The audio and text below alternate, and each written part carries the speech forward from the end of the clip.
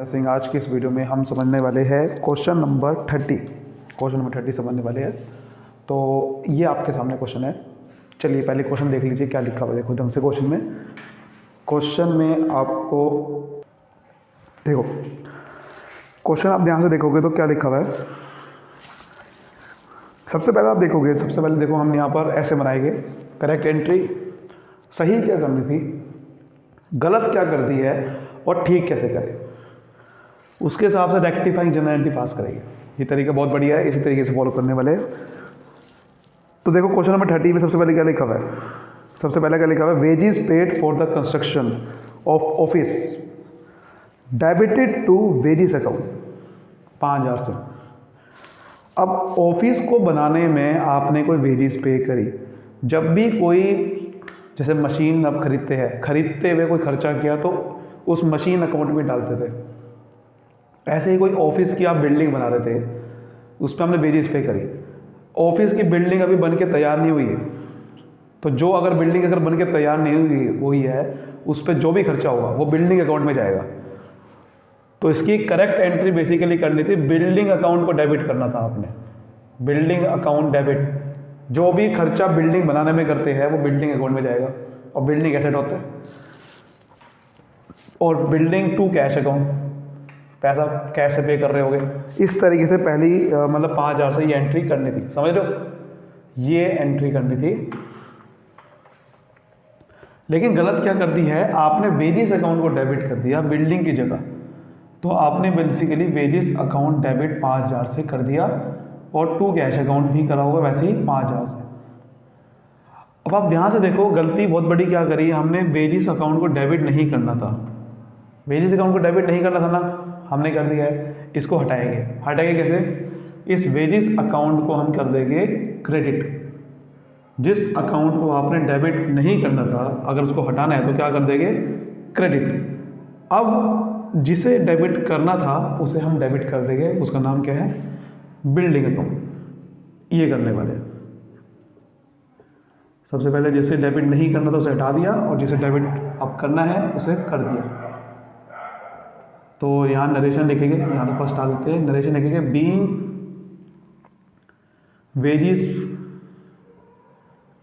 Paid for construction of office building wrongly debited to building account. ठीक है, समझ गए। नेक्स्ट देखते हैं क्या लिखा हुआ है। मशीनरी परचेज फॉर 35,000 रुपये was pass through the purchases book. Machine खरीदी है, मशीन अकाउंट को डेबिट करना, मशीन खरीदने की एंट्री होती है मशीनरी अकाउंट डेबिट। और कोई कस्टमर का नाम होगा, उधार में खरीदी होगी, क्योंकि देखो परचेज बुक में डाली है, इसका मतलब परचेज बुक में तो उधार वाली परचेज आती है।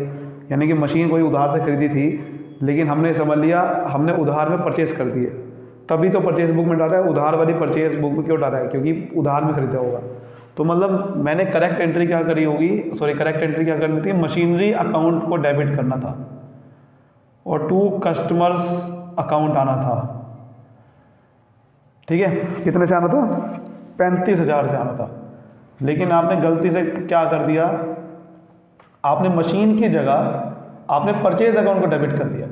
अगर मशीन की जगह परचेज अकाउंट को डेबिट कर दिया है, कस्टमर अकाउंट तो वैसे का वैसे ही होगा ना, क्योंकि परचेज बुक में क्या होता है, परचेज करने की एंट्री क्या होती है, purchase account debit to customers account. यानी कि आपने कस्टमर तो बिल्कुल ठीक क्रेडिट किया हुआ है दोनों जगह, लेकिन परचेज अकाउंट डेबिट गलती से कर दिया, उसे हटाना है। हटाने के लिए क्या करूँगा, उल्टा कर देते हैं, क्रेडिट कर देंगे। आप क्या कर देंगे, क्रेडिट कर देंगे परचेज अकाउंट को 35,000 से। अब जब आपने परचेज अकाउंट को क्रेडिट कर दिया तो ये अकाउंट हट गया। अब डेबिट किसे करना था, मशीनरी अकाउंट को। अब मशीनरी अकाउंट को डेबिट कर देंगे। तो इस तरह से करेंगे, ठीक है।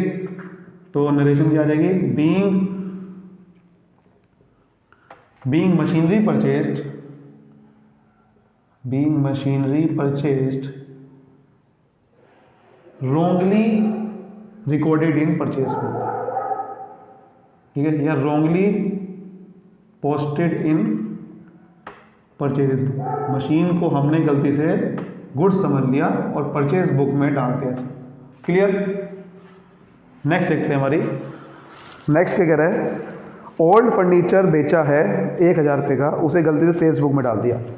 अगर कोई फर्नीचर, ये भी वही है, हमने फर्नीचर बेचा, समझ लिया उसे गुड्स, तो फर्नीचर बेचा हमने, फर्नीचर बेचने की एंट्री होती है, देखो अब सेल बुक में डाला है तो इसका मतलब उधार में खरीदा होगा, कैश में नहीं खरीदा होगा, क्योंकि सेल बुक में उधार आता है।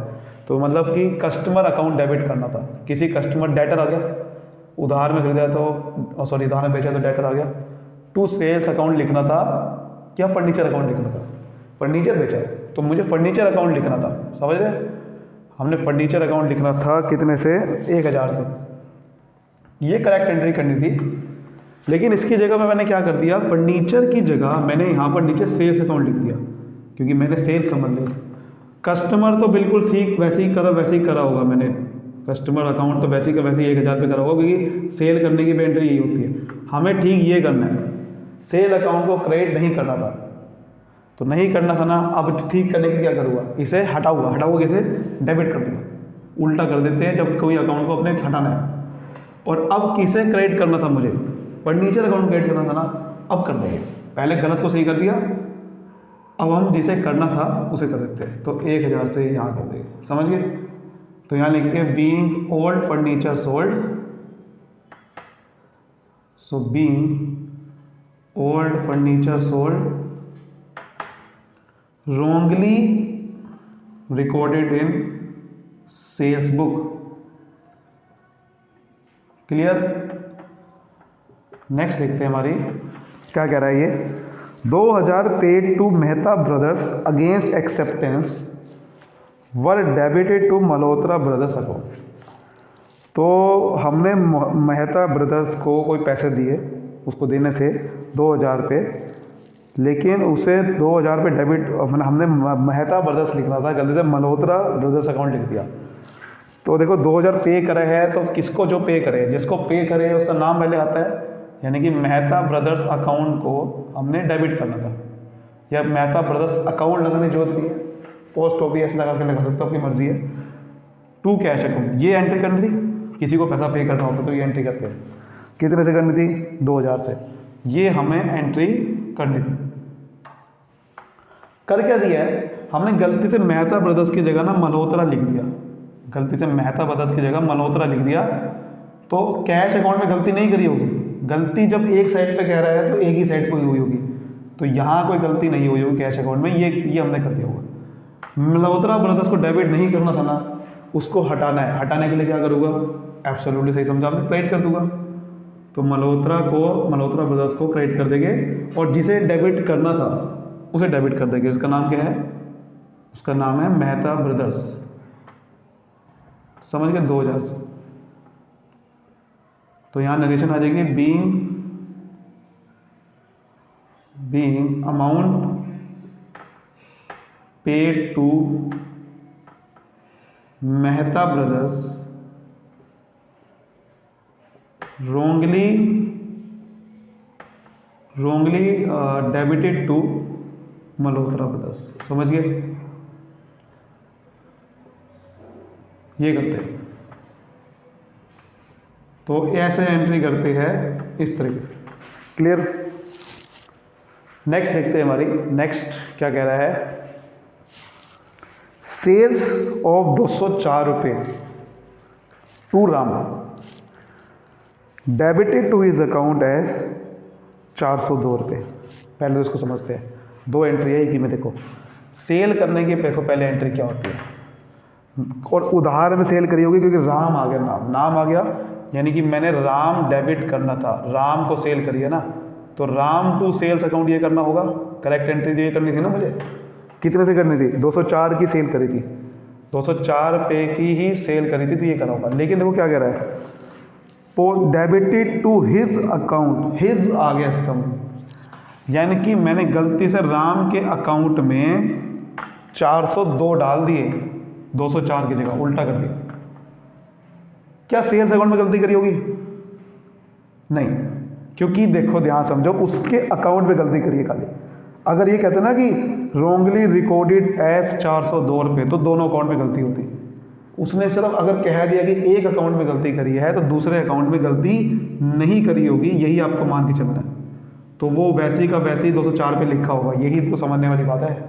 खाली इसके अकाउंट में गलती करी है तो दूसरे अकाउंट में बिल्कुल ठीक होगा। एक और देखो नीचे कह रहा है परचेजेज ऑफ 1012 रुपये शाम से करी थी, ऐसे ही कह रहा है कि उसके अकाउंट में हमने 1210 रुपये रिकॉर्ड कर दिया। अब ये मैं दिया भी देखा आंसर। अब परचेज करने की एंट्री, एक ही क्वेश्चन में दो तो कह रहा ही है। परचेज करने की एंट्री होती है परचेजेज अकाउंट डेबिट। अब नाम आ गया तो नाम आएगा टू शाम। टू शाम है, कितने से करी है? 1112, ये यहाँ से करी, इतने की करी थी, लेकिन क्रेडिट कर दिया उसके अकाउंट में 1210 उसके अकाउंट में, यानी कि सिर्फ शाम में गलती करी है, सिर्फ शाम के अकाउंट में हमने 1210 डाल दिए, यानी कि परचेज अकाउंट में बिल्कुल ठीक डला होगा। यही आपको मान के चल रहा है कि अगर एक अकाउंट में गलती है तो दूसरे अकाउंट में बिल्कुल ठीक डला होगा, यानी कि परचेजेज अकाउंट में कोई गलती नहीं करी, वहाँ पर 1112 से ही करा है। तो यानी गलती कहाँ का करी? गलती देखो आपने करी एक तो राम में, दूसरी गलती कहाँ करी आपने? दूसरी गलती आपने करी है शाम में। क्या ये दोनों आपस में मिलते जुलते हैं? पहले चेक कर लेते हैं। देखो राम के अकाउंट में आपने ज़्यादा डाल दिए, कम डाल दिए पैसे? अगर आप ध्यान से देखोगे तो राम के अकाउंट में पैसे ज़्यादा डाल दिए, 204 डालने थे, 402 डाल दिए। कितने ज़्यादा डाले? ये ज़्यादा आपने डाल दिए, ध्यान से देखो तो 198, तो 198 रुपये इसके अकाउंट में ज़्यादा डल गए हैं, तो इसके 198 रुपये इसके अकाउंट से कम करने पड़ेंगे। समझ आ रही बात? इसके अकाउंट से 198 रुपये कम करने पड़ेंगे। और आप ध्यान से देखो शाम के अकाउंट में हमने 198 रुपये यहाँ पर भी आप ध्यान से देखो, शाम के अकाउंट में 198 रुपये यहाँ पर भी ज़्यादा डाले हैं।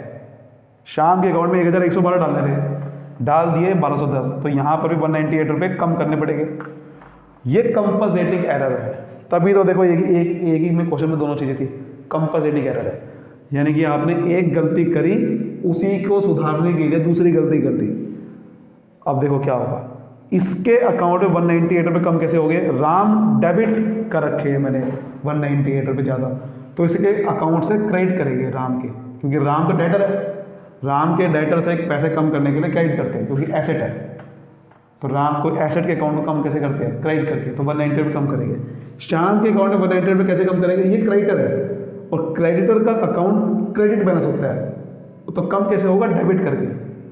तो लायबिलिटी का बैलेंस अगर मुझे कम करना है तो डेबिट करके होगा। ये कंपनसेटिंग एरर होता है कि आपने एक गलती ठीक करी तो दूसरी गलती भी आपने जब ठीक करी तो देखो ये, यानी कि एक गलती जो करी थी उसी को सुधारने के लिए हमने दूसरी गलती करी थी। तो देखो अब ये गलती हमने ठीक कर दी, तो 198 रुपये से ही दोनों की गलती हुई थी। तो यहाँ पर हम नरेशन लिखेंगे, बीइंग, नरेशन थोड़ी बड़ी आ सकती है, क्वेश्चन कुछ नहीं है। बीइंग सेल्स टू राम, यानी तो wrongly debited to his account by excess amount, ठीक है, and purchase from Sham wrongly credited to his account by excess amount। थोड़े से नरेशन बड़ी है और है कुछ नहीं, देखो समझा गई बात? ऐसे करते हैं। तो उम्मीद करता हूँ आपको बहुत ही अच्छे से समझ में आ चुका है क्वेश्चन, ठीक है। और बस कुछ नहीं करना, लास्ट में टोटल करना है, वो तो आप कर ही लोगे। तो उम्मीद करता हूँ अच्छे आपको समझ में आएगा, तो वीडियो को लाइक करें, सब्सक्राइब करिए। Thank you so much, all the best. मिलते हैं अगली वीडियो पर, bye bye, thank you so much.